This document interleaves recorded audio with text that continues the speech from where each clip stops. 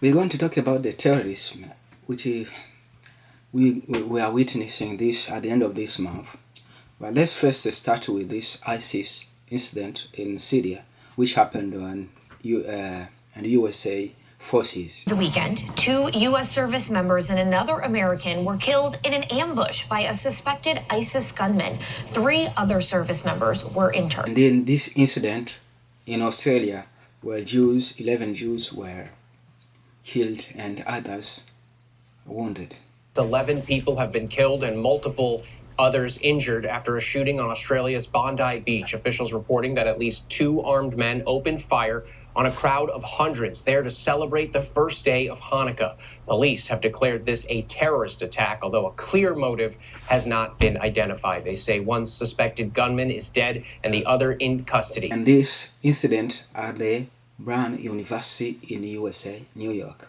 And the breaking news this morning, just a stunning development here on the campus of Brown University in Providence, Rhode Island.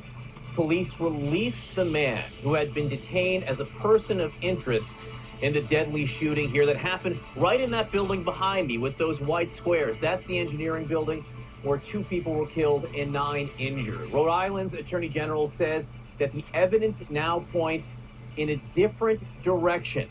Speaking overnight, the mayor of Providence acknowledged that authorities have no way of knowing if the shooter is still in the area or has left the state. And this incident in California, where an actor was found dead and his wife tonight.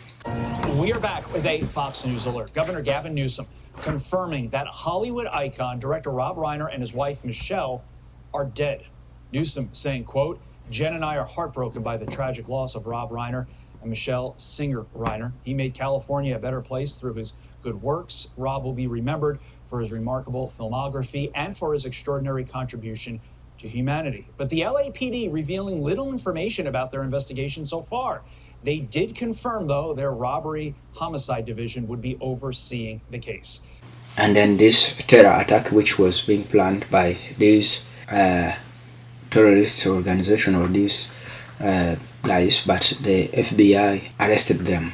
As I mentioned in my talking points, on December 12th, a group of individuals, again, members of this anti-government group, traveled out to the desert to test their explosive devices. They had precursor chemicals there, and they were going to create these bombs in the desert. What they are starting to do is put their chemicals and wares and the components out on the table there. This footage that you're watching is from our surveillance plane. And then what happened after this is the Los Angeles FBI SWAT team, along with the FBI's hostage rescue team, moved in and arrested all 4 subjects without incident.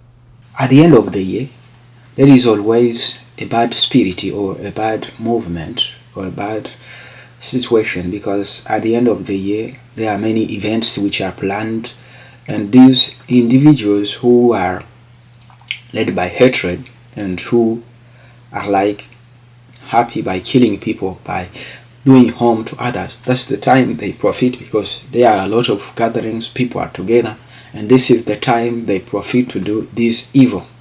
So to avoid situations like these ones is to avoid large gatherings or large activities or large festivals in order to be safe, because they always prepare things like these ones at the end of the year, because there are many people gathering, doing activities, enjoying with friends.